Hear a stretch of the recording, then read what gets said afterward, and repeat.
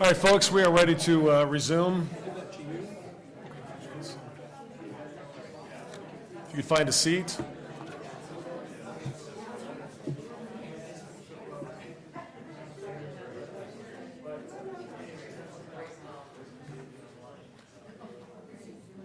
You need a gavel.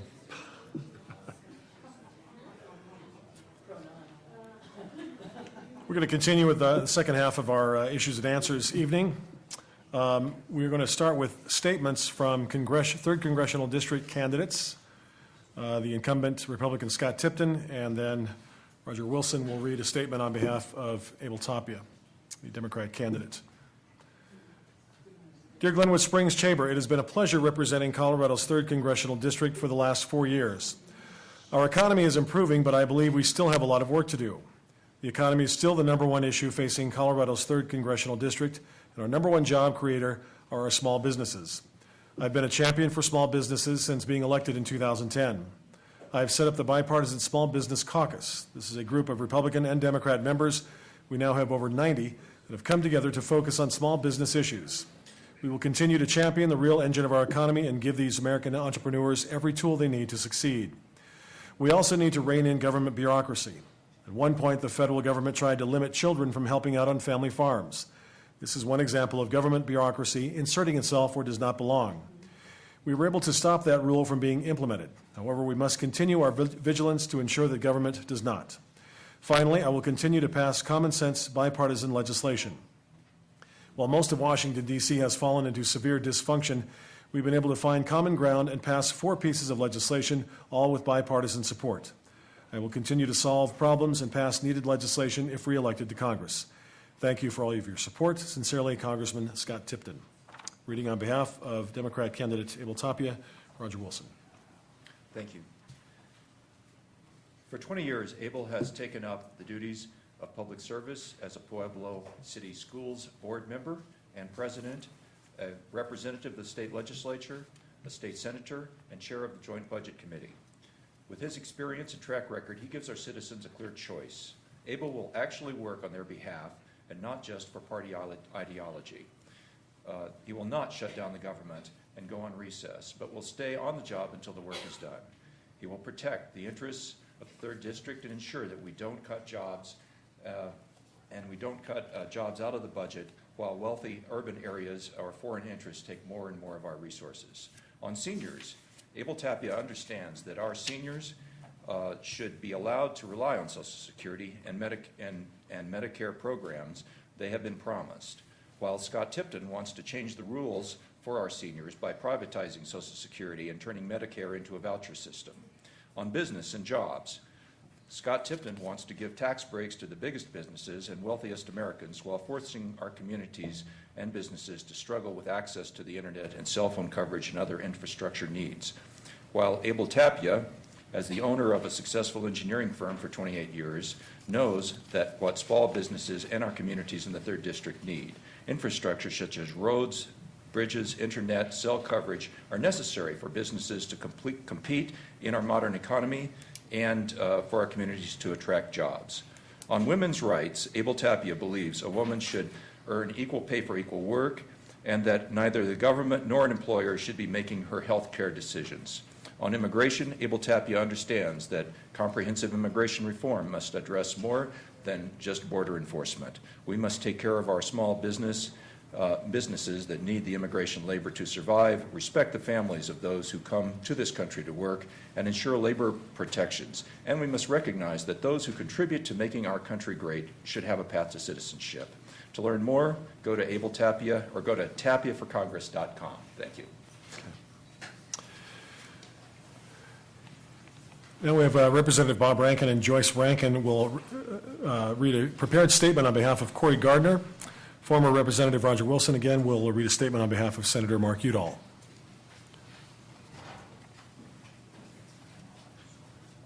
And we go with Joyce.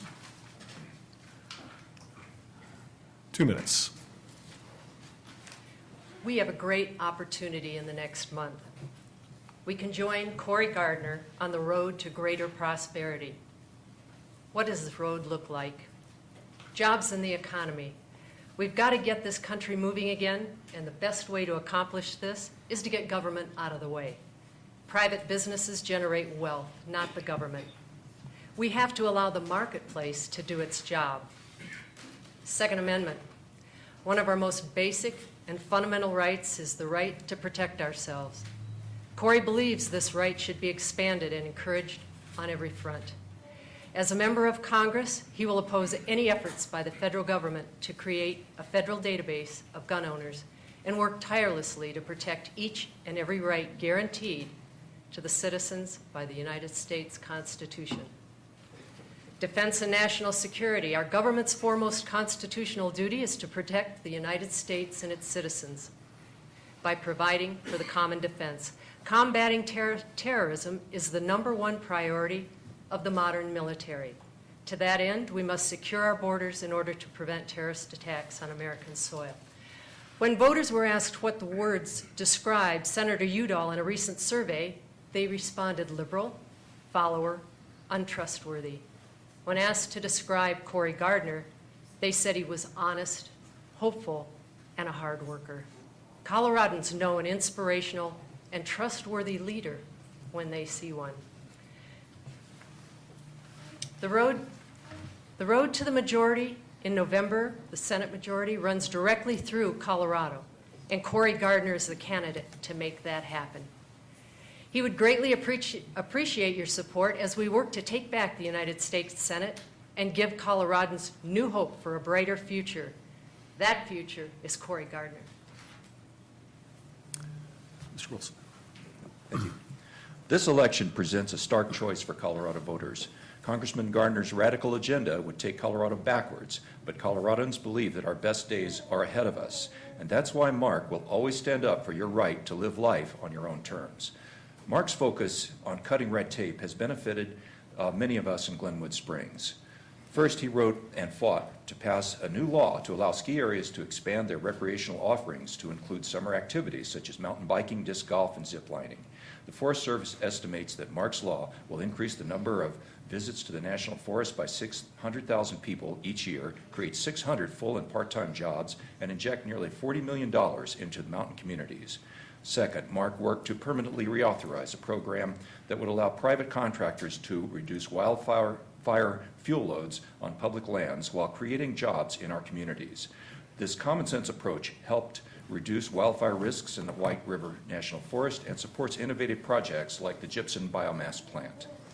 And Mark pushed leaders at the VA to cut through red tape and bring back intermediate surgical procedures to the VA hospital in Grand Junction, saving thousands of Western Slope veterans costly, time-consuming trips to the Front Range or Utah for health benefits. In contrast, Congressman Gardner's radical agenda would take Colorado backwards. For 8 years, Congressman Gardner championed the radical personhood amendment that would outlaw common forms of birth control and ban abortions. He voted to end Medicare, as it's always been, to gut Social Security, and he opposed an effort to protect it from privatization. Congressman Gardner says that Colorado's future is fading. But for the rest of us, the shine never comes off of Colorado. Mark understands this and will always fight to protect Colorado's special way of life. That's why he deserves your vote. Thank you very much.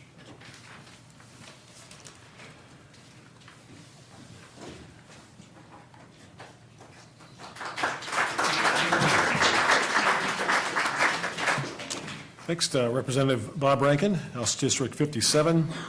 There will not be a debate, but we'll follow the same format as the other candidates.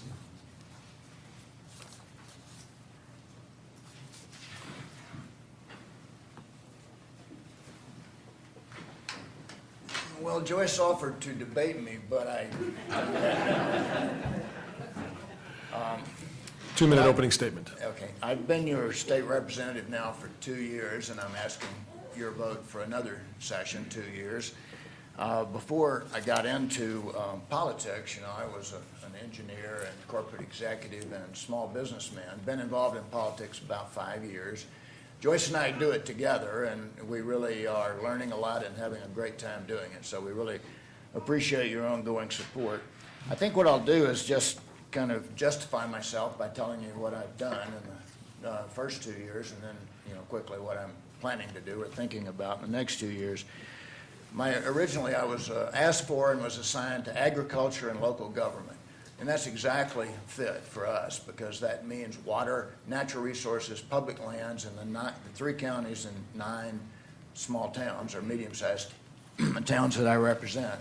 So then I started to get involved and I was put on the Appropriations Committee, and then helped start a Joint Technology Committee, and I'm on the board of the Colorado Tourism Organization, important to us, and the State Internet Protocol Authority. So I got real busy. But then I was asked to understudy and go on to the Joint Budget Committee, which I did all of last year and was officially appointed to that. I think it's super important for us to have somebody from the Western Slope and rural Colorado on that committee. The state spends a lot of money, and we need to make sure that Western Colorado is being taken care of. So that's going to be my main focus. So what I've done is focus on everything that has to do with Western and rural Colorado. Now that means primarily public lands. I've run a bill 2 years in a row to make the state more active in helping us deal with the federal government. It means rural education. I have an important bill coming up this year on that. It means rural health care, and it means economic development in Western Colorado. So those are my focus areas going into next year. First question, what do you believe will be the greatest challenge in your next term if elected? Well, for me personally, it's, this Joint Budget Committee is responsible for spending $24 billion a year, $7 billion on K-12 education, for example. So my biggest challenge is digging into really understanding state government. I mean, there are so many intricacies and small funds and little pools of money running around and everything. And so I have to really drink out of a fire hose, and I have been for the last year, to understand enough to really represent us on that committee. What was your greatest accomplishment as a state legislator during the last term? Well, I ran a bill this is not an accomplishment, but it was fun. I ran a bill to ban the governor's new logo, that little triangle thing. This logo is exactly the same thing as a carbon monoxide warning logo, except it's a different color. So, I don't know, sometimes accomplishments when you're in the minority are just making statements. I guess, I actually have not passed any major bills, but I've helped block a few bad bills, and I've passed a few that I think are important for our local government. So, just hanging in there and doing the job in the minority is my greatest accomplishment, and ascending to being on the Budget Committee. What more can be done, if anything, regarding health insurance rates in this district? Well, this is probably is one of the most important issues that we face right now. Until recently, we had the highest insurance premiums in the nation. Now, we have lobbied pretty hard, and my compliments to Commissioner Jankovsky, but we spent time with the insurance commissioner in Denver. We've been digging through rates, and what they did do, that we just recombined our counties, resort counties, with other counties, and without the other counties coming down in western Colorado, our rates are reduced as much as 45% on some of those areas. Now, what do we need to do going forward? We need to really understand why those rates are so much higher. Why are we still 150% of Denver? And it's a number of factors that go into this. First of all, they take this all-user database of what people have actually spent, and then you look at all the costs across all the hospitals and providers, and then insurance companies mash all that together in this actuarial. Nobody will admit to completely understanding why our rates are so high. We need to work on that.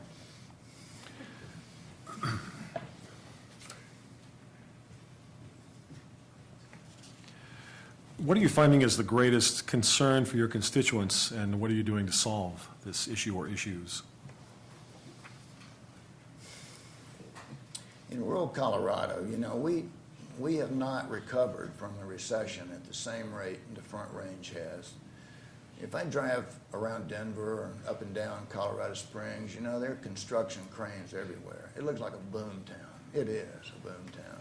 You don't see that out here. You don't see new buildings, and except perhaps public buildings. So for me, economic development and good, stable jobs are our number one concern, and that's what people talk to me about. And I don't think we want unbridled growth. You know, we don't want to be a boomtown, but we do want good, sustainable, high-paying, prosperous jobs. And we want our kids to be able to stay home if they want to, and not have to go to Denver to get a job. So for me, it's you know, jobs, the economy, the future. People worry about whether or not they'll be able to let their, you know, send their kids off to CSU and come home, or even to CMC and stay home. So that, for me, that's it. That's what people talk about. This question comes from a member of the audience. Can you describe the Pay for Performance Education Bill? House Bill 1319. You're talking about higher ed, right? There's a committee underway. This is really a significant thing. I mean, we need to have more pay for performance throughout our state, and we're doing that. We do have some great programs going on. This is probably one of the most visible and significant. So what it says is 52%. In higher ed in the past, we just give them a chunk of money, and they go fight over it. And so what we are trying to do is, and it's modeled somewhat on other states, 52% of the money will go to student load. The other 48% will be based on a formula. And there's a group working on this under the Lieutenant Governor's guidance right now, and they come back to my committee, Joint Budget Committee, in December with this. We look at it, make comments, they revise it. We'll try to get it working by the next fiscal year, which starts in July 2015. So it's going to include things like, how many kids do they really graduate? What's their retention rate? What kind of degrees? Whatever we can get into that formula. This one's has some local significance here. DMV office in Glenwood Springs is swamped every day. What have you done to address this problem? What can be done in the future? Well, I went down there one day to check them out. I got a complaint, so I go down there to check them out and see how long the line was. I couldn't get any data because the computers were all down. They weren't servicing anybody. So I've talked to people who had 6-hour waits. They tell me that their biggest problem was trying to hire people. You know, I mean, and they were about 3 people short in that time frame. So, you know, I did what a good legislator does. I yelled at them and told them to fix it and asked how they were doing in other areas. And I honestly don't know. If anybody's been down there recently, I'd like to have some feedback. But that's what happens. You know, that's what my job's like. I get a lot of input, you know, on things like that, and then I just go back to the department and ask them what they're doing, and sometimes I get action, sometimes I don't. DMV's a tough one to crack. We're going to spend $100 million on a new computer system to register your cars and handle your driver's licenses. So they tell me that's going to speed up the service. I'll ask a lot of questions on that one thing. What is the greatest opportunity for District 57? Oh, boy. Well, what I would like to see in this district goes back to economic development. And I talked about this with, I have this idea. I've talked to the aerospace roundtable, you know, industries on the Front Range. They tell me that they could advertise over 200 jobs, high-tech jobs that could be done by people working at home. So then you put that together with all the stuff we're doing in broadband to get internet service to our communities, and you couple that with our higher ed institutions. And I talked to CMC, Mesa State, and Northwest Community College. Got great leadership in those places. If we can get those people to come together and form sort of an initiative around a virtual Colorado, you know, wired up technology, get some Front Range companies who are willing to do it right now to advertise some jobs, and we start to get, you know, again, I don't think we want boom towns in our little towns, but we do want prosperous jobs, and this would be a way to do it, virtual Colorado. How is the current climate at the state legislature affecting progress?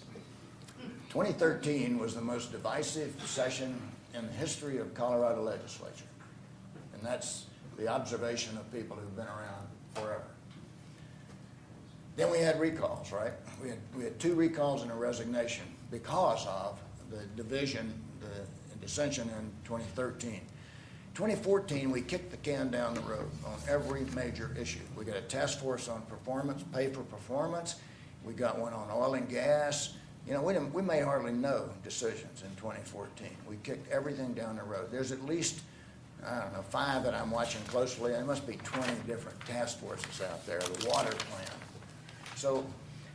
So how is it affecting it? It's right now, we're waiting to see how the election comes out. You know, from my point of view, I'd love to see a little balance, frankly. You know, I'd like to see us have really good nonpartisan discussions and resolve some issues and moving on. Right now, everything important is deferred, and we're waiting to see how the election comes out. All right. 2-minute closing statement. Wow, you've asked a lot of good questions, made me think. You know, I'm just, I'd say this job is a lot more rewarding than I thought it would be. You know, it's just more interesting. And the politics are interesting, the issues are interesting. Joyce and I are just having a good time working it together. She keeps the schedule, so I'm working too hard. But, you know, I just would like to close by thanking you all for the opportunity of doing it and for your interaction. One of the things that I really want to focus on and have been is communicating what state government is like, you know, what it's all about. Everybody focuses on local elections and national news and yells at the TV, but really we don't know enough about our state government because it really affects us, you know. It's education, it's healthcare, it's all these things. So you know, for me, I just want to close by thanking you, but also asking all of you to pay a lot of attention to state government and help me. You know, tell me what you're thinking. Tell me what's worrying you. Thank you. Thank you.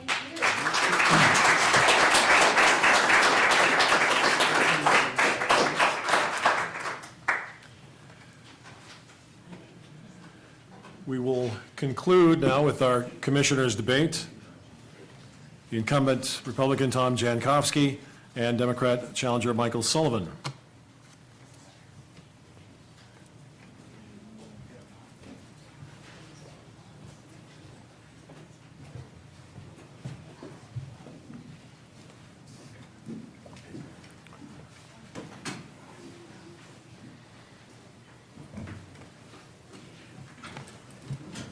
I wanted to ask, can everyone hear okay? Yes. Good, okay.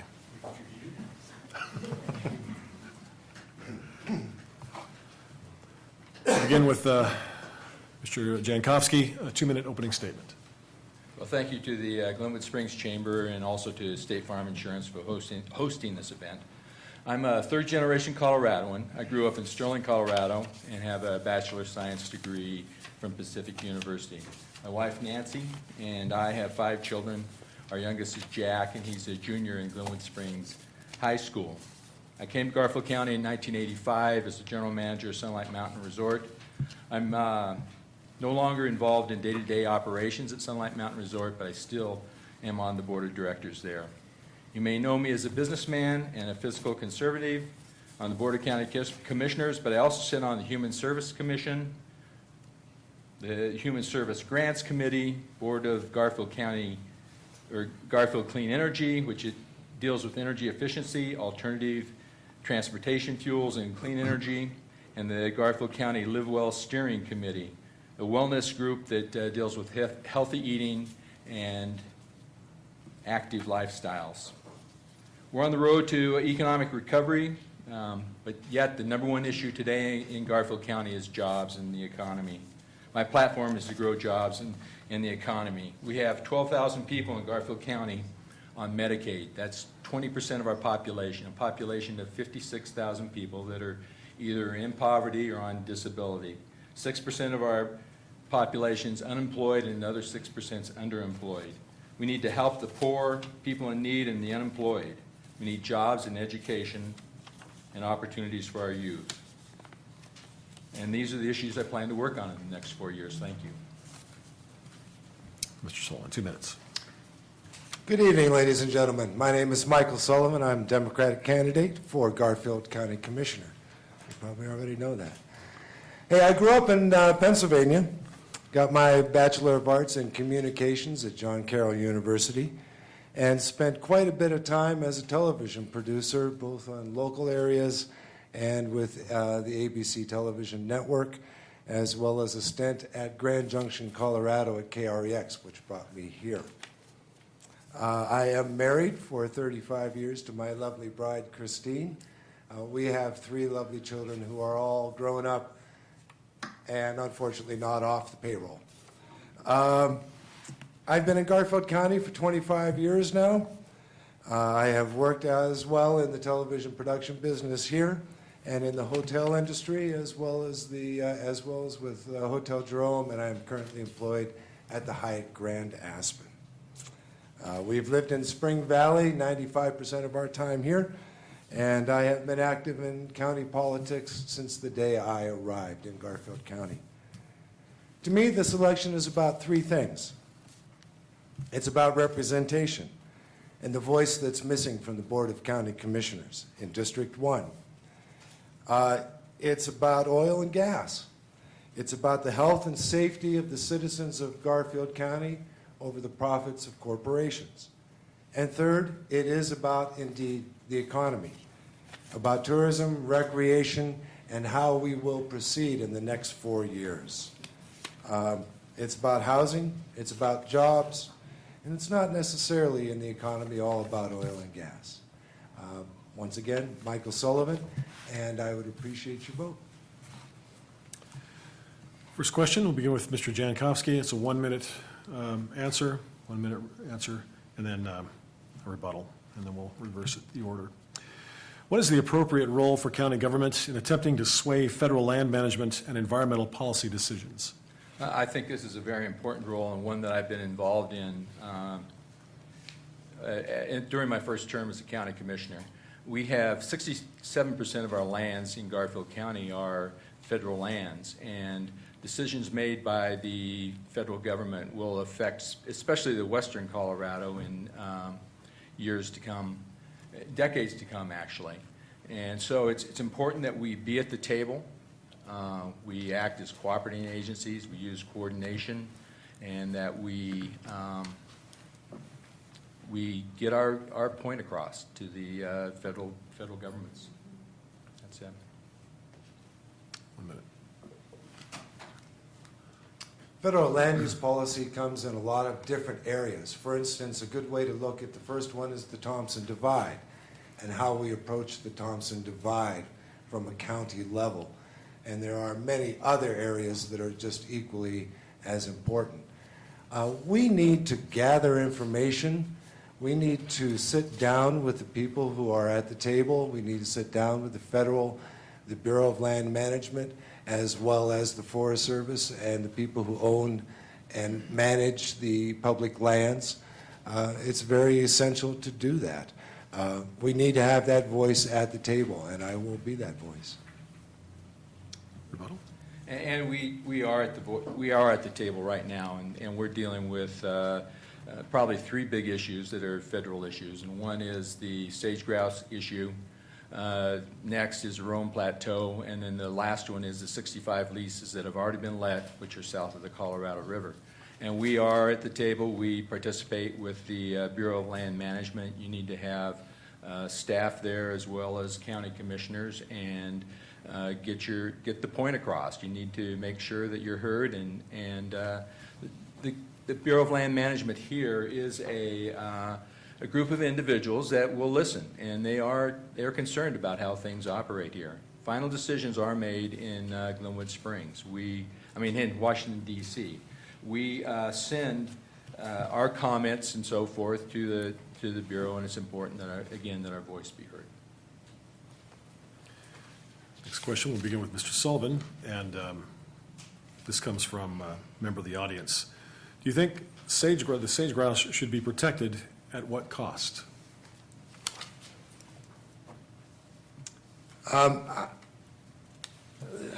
Sage-grouse is a very interesting issue that we're dealing with at this point in time. You know, we've spent a little over $212,000 here in Garfield County to dispute what the reports that have come out from the federal agencies, including $38,000 to the American Stewards of Liberty. I think we're going about the sage grouse in the wrong way.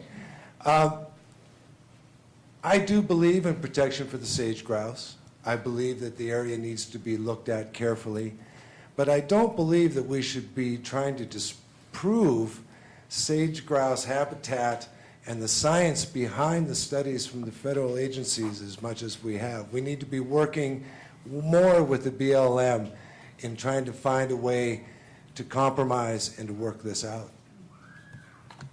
Should the sage grouse be protected? Yes, as well as all species, I think, in Garfield County, whether it be deer, elk, eagles, and so forth. They all need to be protected.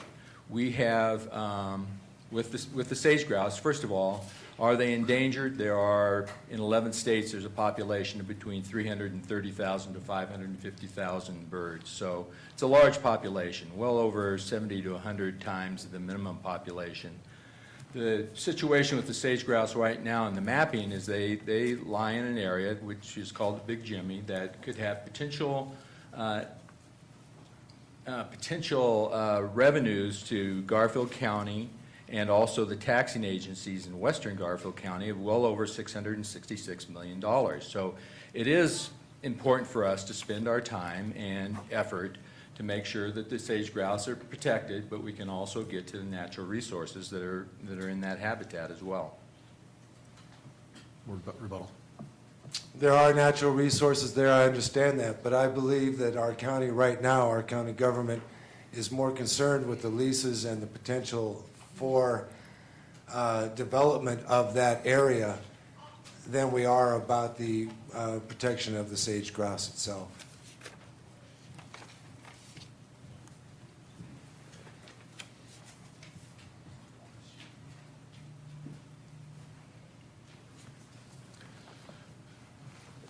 Mr. Jankovsky, next question. How do we balance the need for energy independence with keeping Thompson Divide pristine? Well, I think, first of all, Thompson Divide is pristine. I think the issue there really is, and one that we've brought forward as a group of county commissioners, is you have leases that have been let in the Thompson Divide, and you have a operator that owns those leases, has a property right, and then you have a community that does not want to see any development done up there, so they don't have really a social license to operate from that community. And so what we need to see is the operator and also the Thompson Divide Coalition work together and come up with some sort of a resolution. That's the important thing, as we've seen done on the Rome Plateau. And so, this is an issue that's going to go on for a while. 1 minute. I have stated from the very beginning there should be no drilling in the Thompson Divide. I believe that is the sentiment that has been expressed not only in Glenwood Springs and in Carbondale, but in Pitkin County and the state level as well. There are simply some places where we should not drill. The economic feasibility of the gas that would be developed from the Thompson Divide is questionable as well. I believe that the county commission should listen to the people of the district, should listen to the people in Garfield County, and should stand up and say no drilling in the Thompson Divide. I think Tom is a little more concerned with the leases there than he is with protecting the pristine area. Rebuttal. Okay, I think the first thing you can come up and say, no, I don't want to see any drilling there, but you have to have a plan on how you're going to get there, and my opponent doesn't have that plan. You need to be able to work with the BLM and the Forest Service, as we just mentioned, or as I mentioned earlier, and work through their rules and regulations and come up with a resolution. And right now, my opponent doesn't have a plan beyond saying no. He talks about rules and regulations, but I don't think he really knows how to follow them. Next question, Mr. Sullivan. If you are not for oil and gas revenue, then how would you replace the revenue for the county?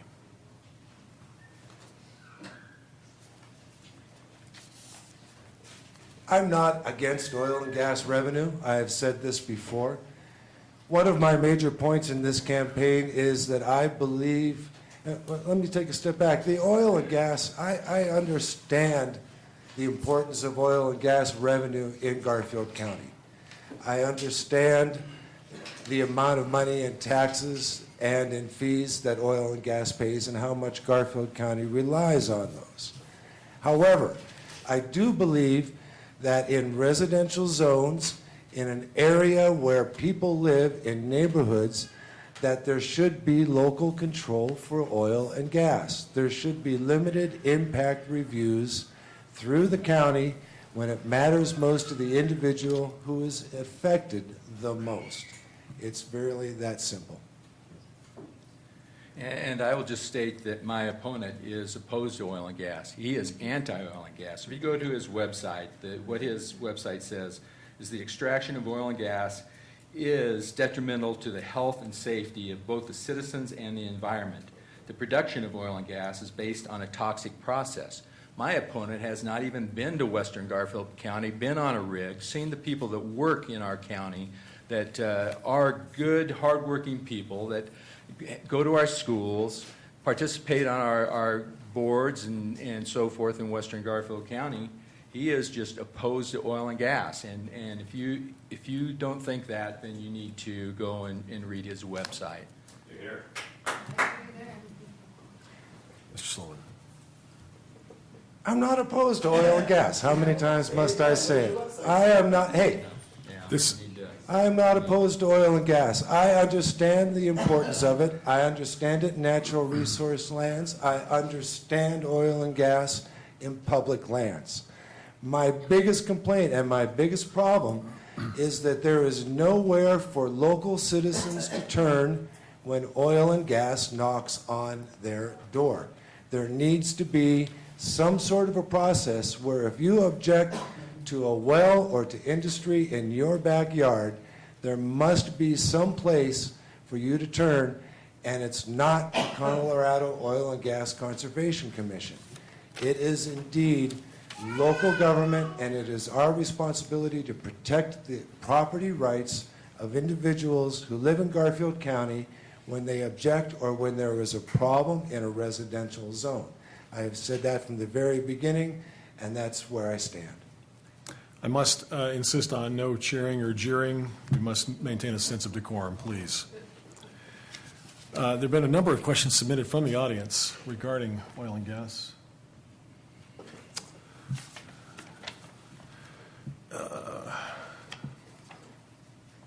And we go to Mr. Jankovsky. Oil and gas prices are currently plummeting, and this is projected to continue for the next 2 years. What does this imply for Garfield County's economy? What alternatives do we have for reliance on drilling as an economic driver?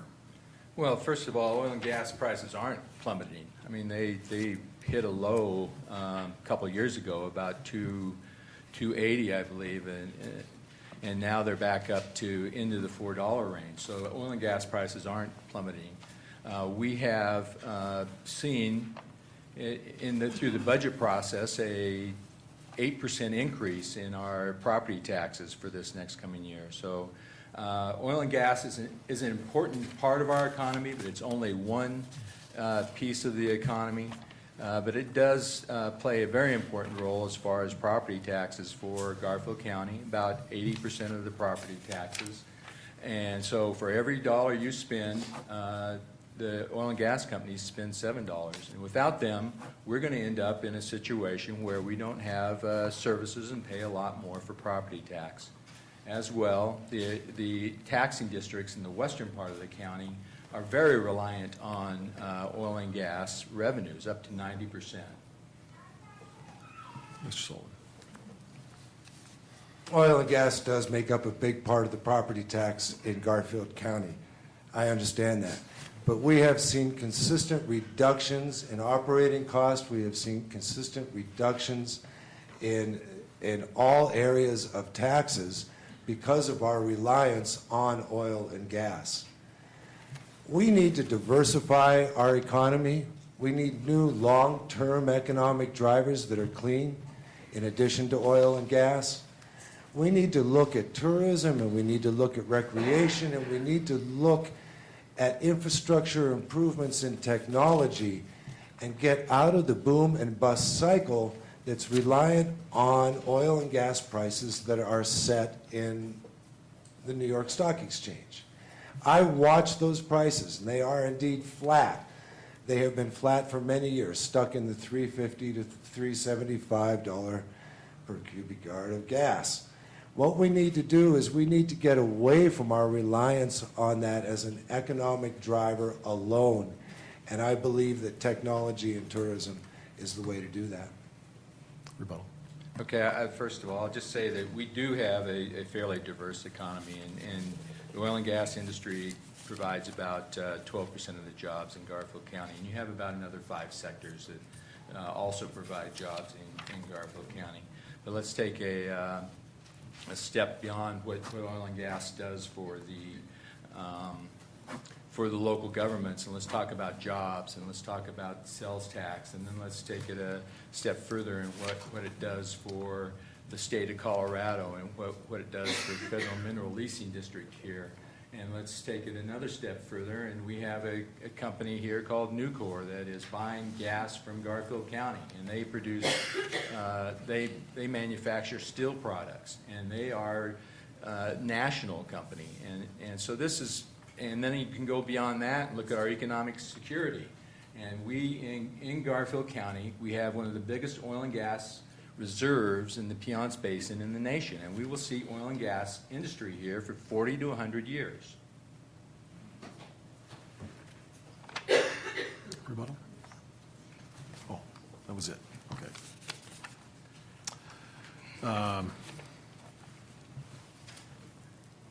Again, another question from the audience. If a company bought and paid for a lease, shouldn't they have the right to their purchase?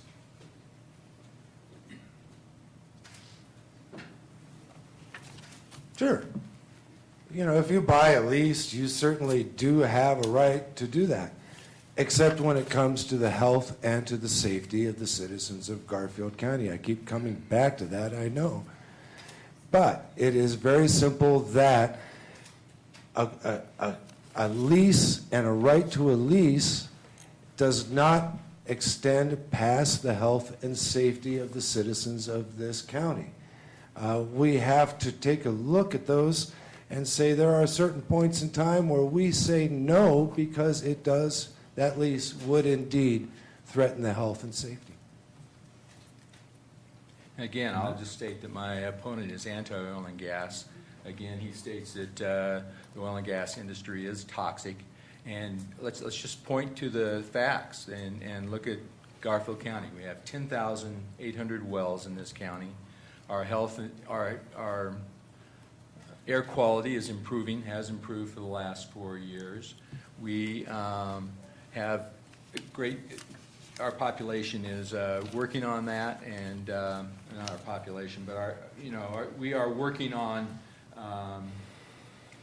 we're working with the oil and gas industry to get a better idea of what the concerns are. So we have an air quality study that is ongoing right now, and that air quality study will get a better idea of what the air quality is for emissions off of the pads and production and so forth. So. Rebuttal. As time goes on, we see that there are more and more studies regarding the health effects of oil and gas. I'd like to bring up one other point. Here's a good example. Our county commissioners and Tom stopped the Battlement Mesa health assessment because it got too controversial in their mind. But in reality, what it was is it wasn't coming out the way they wanted it to come out. And oil and gas pressured them to drop that. We need to find out as much as we possibly can regarding oil and gas and the effects on the citizens of Garfield County.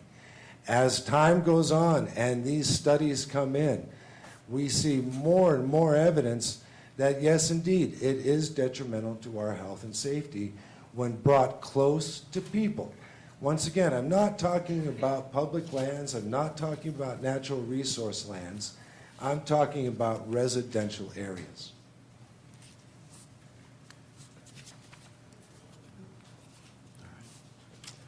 Mr. Jankovsky, one last oil and gas question, I promise. How is hydraulic fracturing good for Garfield County, and how is it bad for the county? Well, hydraulic fracturing has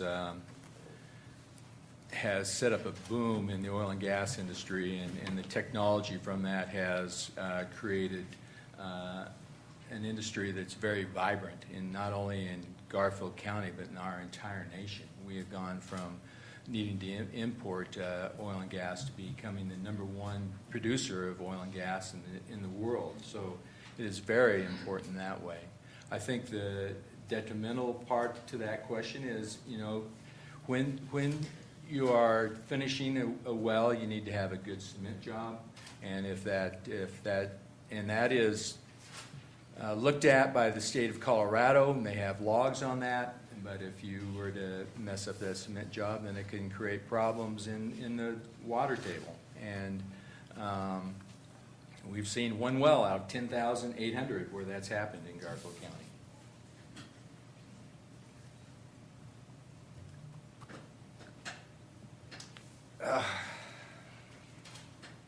You know, here in Garfield County, in the recent code revisions, what we did was we took oil and gas production, including hydraulic fracking, as a use by right, and turned around and made it exempt from any kind of local review. Any kind of local review. It's a step beyond a use by right and goes to the term exempt. I don't think that is right. I argued that point on planning and zoning, and I believe that that is not true. Well structures are the problem. There are more and more evidence that the cement casings for the wells themselves are indeed the cause of the majority of accidents that happen. And if you want to ask about accidents, there's plenty of them on the books. Okay, I think, again, my opponent goes back to local control. And we have a Democratic governor that is suing the town of Longmont over local control. We have the most stringent rules and regulations in the United States on oil and gas. And we have a good department that is not only the Colorado Oil and Gas Conservation Commission that oversees that, but they also have a field office in western Colorado, which is in Rifle, Colorado. And if you go to local control, as my opponent's talking about, then you have primacy, or you have control. You have to have controls over the state, and that's exactly what that lawsuit's about. And it doesn't work. We have a model program in Garfield County for oil and gas regulations and dealing with that and the public, regulators, public, and the operators, as well as our oil and gas liaison. Mr. Sullivan, can the county do a better job of being transparent and informing taxpayers of what's going on? Oh, absolutely. Absolutely.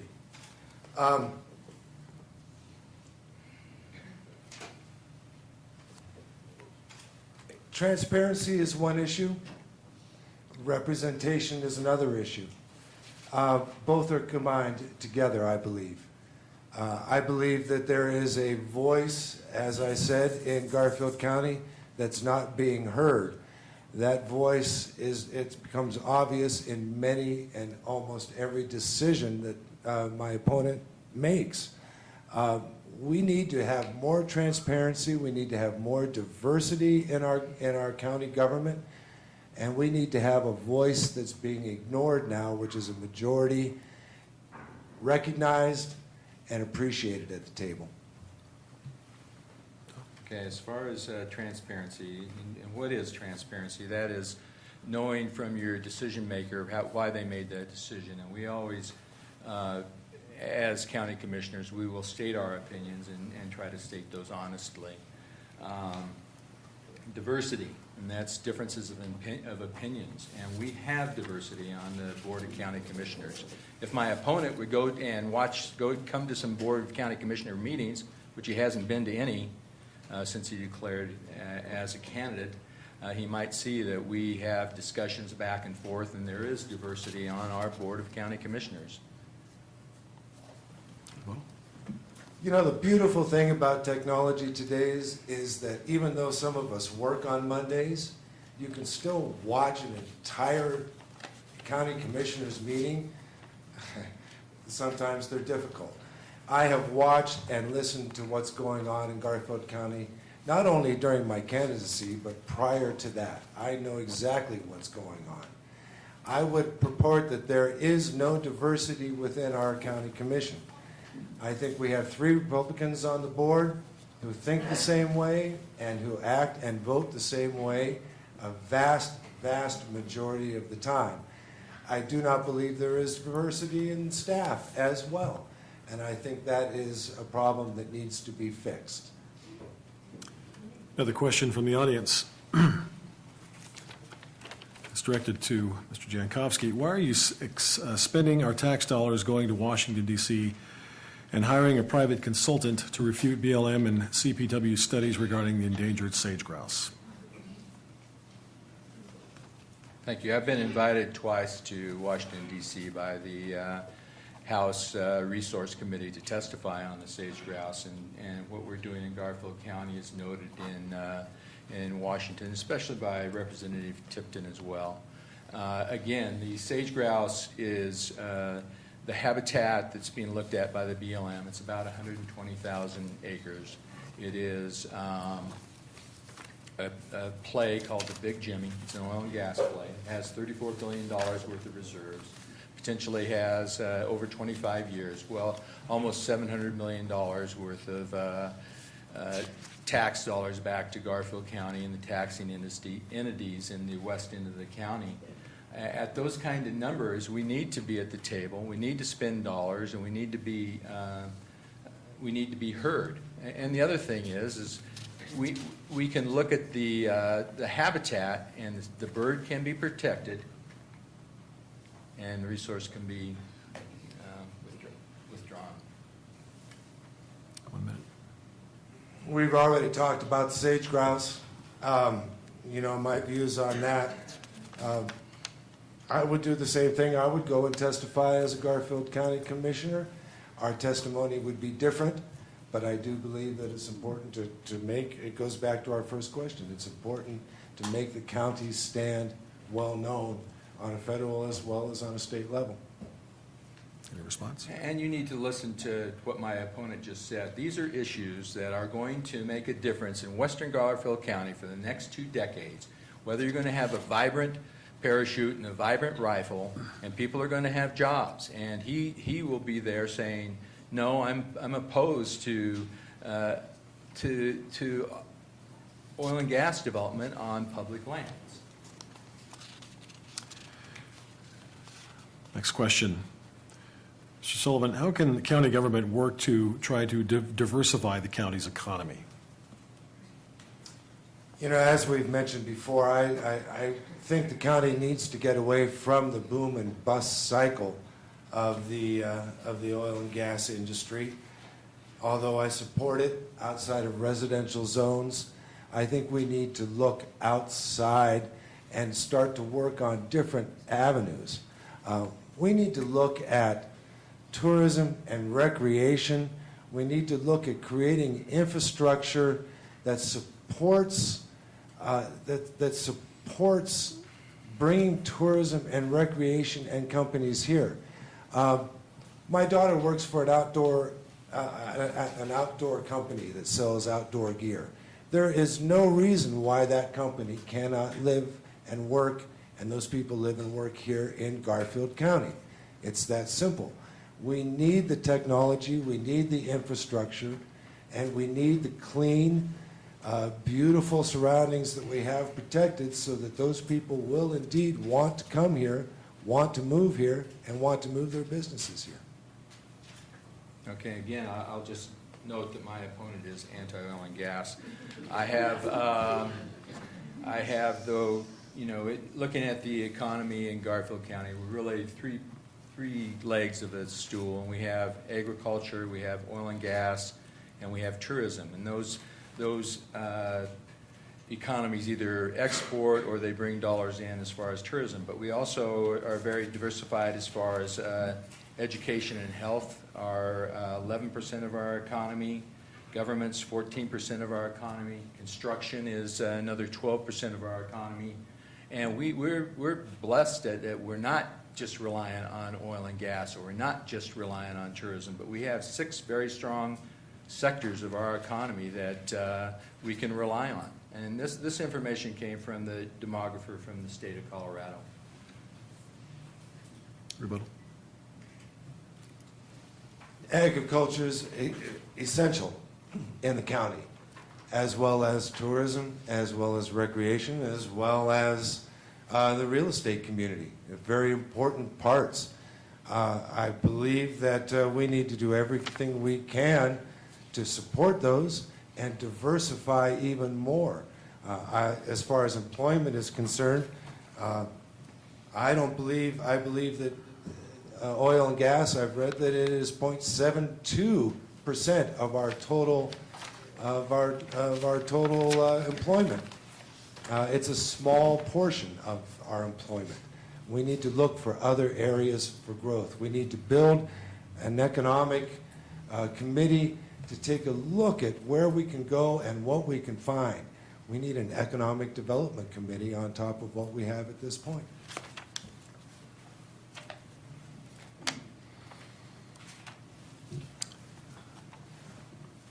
Mr. Jankovsky, what's your philosophy on managing the Garfield County budget?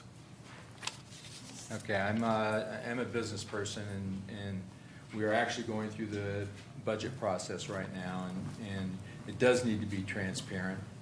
I'm a fiscal conservative. Our expenses need to be less than our revenues. We start our budget out with a meeting with all the department heads, and we go through the budget. And I'm the I'm the person from the Board of County Commissioners that does this with staff. And we go through the departments line item by line item.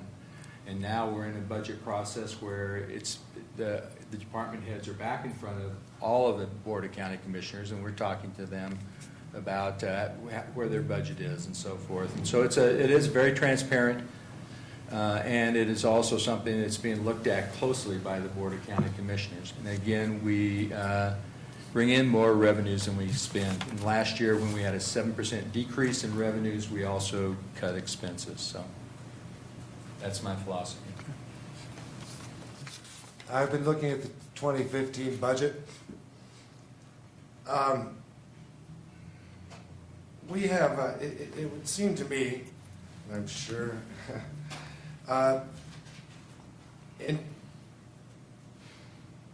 for 2015,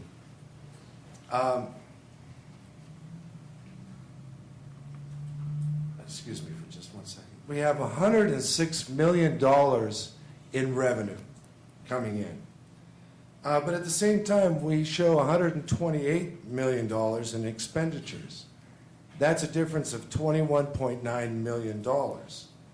Our fund balance in 2011 was at $124 million. In 2015, it's projected to be $102 million. I understand Tom's running on his balanced budget, idea. However, I believe that is an operating expenditures and revenue. What is missing? Okay, as far my opponent doesn't understand the budget process, first of all. And in 2013, which is the latest year of where we had an audit, we spent $7 million less than we had in revenue. So it is a balanced budget. And yes, right now we do have more in expenses than we have in revenues in the 2015 budget, but we're not through the process. We look at it, we make decisions on capital projects, and we balance it back down to where We can't do all the capital projects that people want, so we balance it back down to expenses equal revenues, or expenses are less than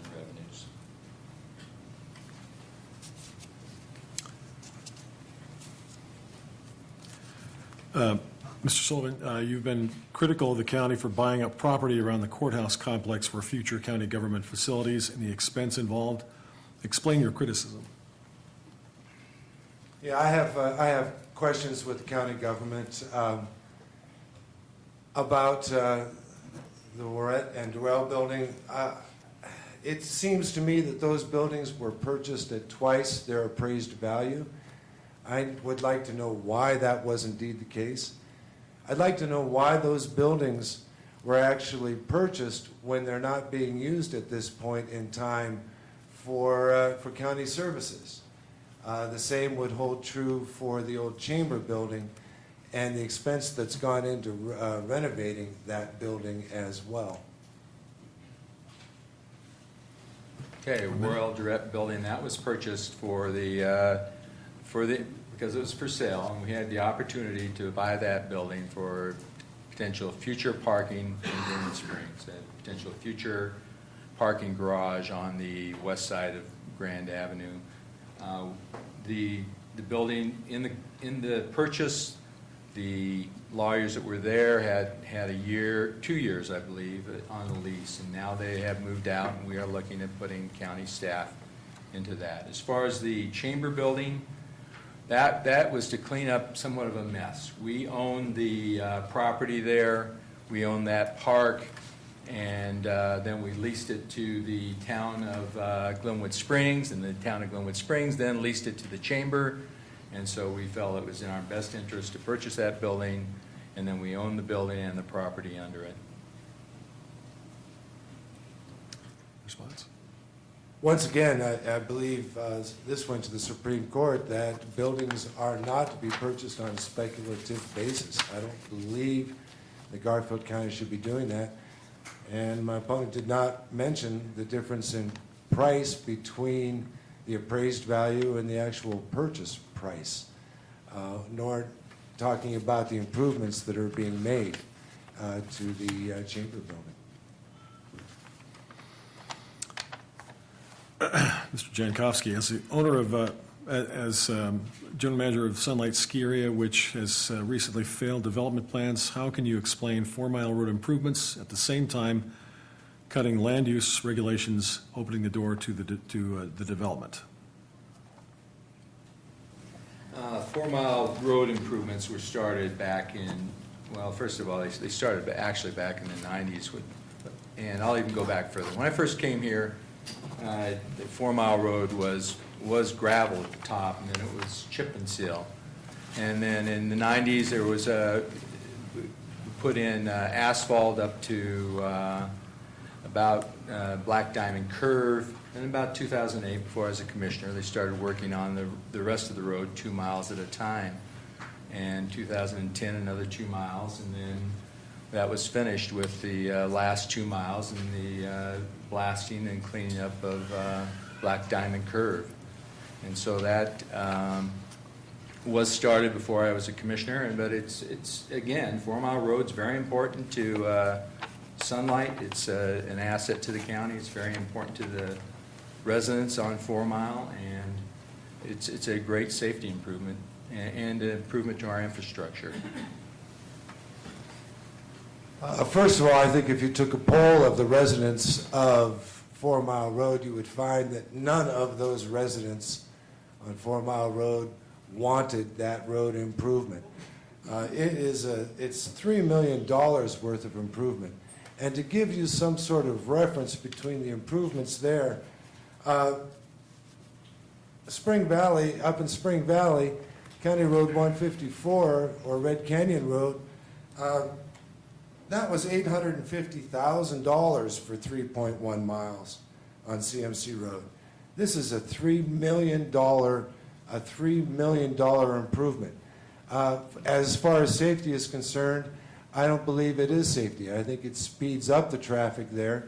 And you got to wonder, there was an accident there just the other day, as a matter of fact. You got to wonder what the point is. Is it as a haul route? Is it turning around for sunlight? There are questions there that are not answered, that won't be answered for many years. And I think my opponent's trying to paint a picture that's not true. And yes, that was a $3 million project and included 2 miles of asphalt, included a new bridge into Black Diamond subdivision. It included cleaning up the Black Diamond curve, which was called Dead Man's Curve. And since my time being there, that is a safety issue. And I'm concerned that my opponent would not take the health, safety, and welfare of our constituents into account, but would listen to the demands of a few, or of the residents on that road.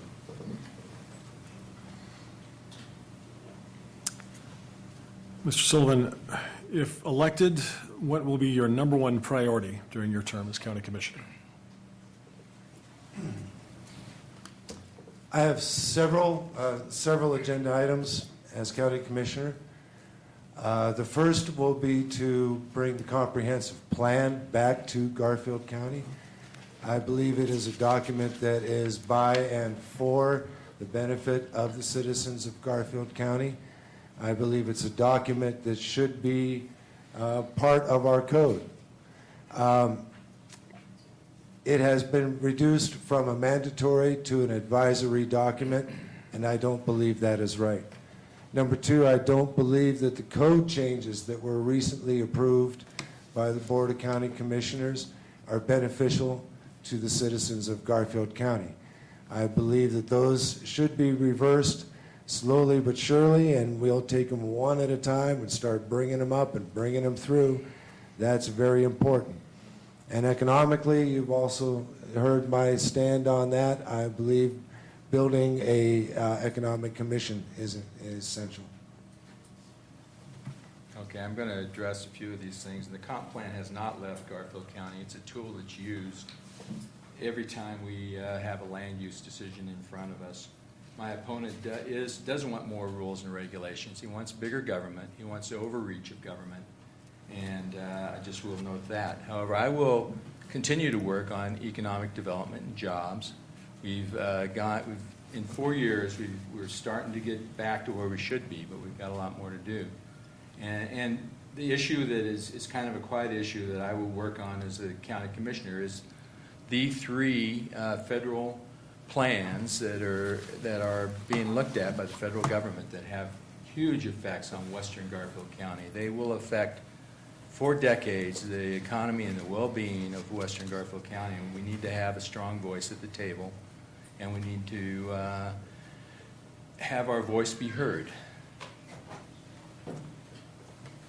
The comp plan is advisory and therefore cannot be used for either denial or acceptance of an application. That's not right. Overreach, I do not believe in bigger government. However, I will tell you that certain regulations in this beautiful land that we live in make sense. The Garfield County Commissioners and my opponent have turned around and stripped all of the tools away from our tool belt and given free rein in Garfield County. Some regulation is important. And I keep hearing about jobs, but I would like to know where Tom has raised these jobs. Where are these jobs that he keeps talking about? I haven't seen them built. I haven't seen them grow. I haven't seen them appear. Before we get to closing statements, a word from our sponsors. Thanks to our sponsors, the Glenwood Springs Chamber Resort Association, the Glenwood Springs Post-Independent, KMTS, Cable Channel 10, local State Farm Insurance agents Jeff Leonard and Dee McCown. Thanks to Cable Channel 10 for their live broadcast and KDNK for their simulcast, and a special thanks to the City of Glenwood Springs for allowing us to broadcast live from City Hall. Thanks to our timer, Susie Strauss, and you, the interested voter. This event will be rebroadcast on Cable Channel 10 on October 18th, 19th, 21st, 24th, and 31st at noon, 7, and midnight. A video of this forum will be available after the event at glenwoodchamber.com. Reminder is Election Day is Tuesday, November 4th. Now we get to our closing statements. We'll begin with Mr. Sullivan, 1 minute. Few points. I do represent the people of the Roaring Fork Valley in this election, the people of District 1. Their voice needs to be heard at the Board of County Commissioners. I say no to drilling in the Thompson Divide. I represent diversity on the board. I represent a voice that's not being heard. I am independent as far as oil and gas is concerned. I am not in the back pocket of oil and gas. I support the comprehensive plan. It is my platform. I believe in planning. I believe I am a fiscal conservative, and I believe I can create jobs through tourism and recreation. Thank you for your time, ladies and gentlemen. And Ron, thank you as our moderator. Thanks again to the Glenwood Springs Chamber, also to State Farm for sponsoring this. County government is government at the local level. As a commissioner, I've learned that the decisions we make affect all of you. And I care about your health, safety, and welfare, and I take this responsibility seriously. As a commissioner, it's important to be honest, respectful, to listen, to use common sense, and to have knowledge of the facts. I've been the general manager of Sunlight Mountain Resort for over 25 years, and as a steward of these lands, I understand there's a balance between the economy and the environment. We live here for the quality of life, and Sunlight Mountain Resort has been part of that quality. Our county is beautiful and rich with history and culture, and I understand the importance of protecting the future of this great county, and I would like to ask for your vote. Gentlemen, thank you very much.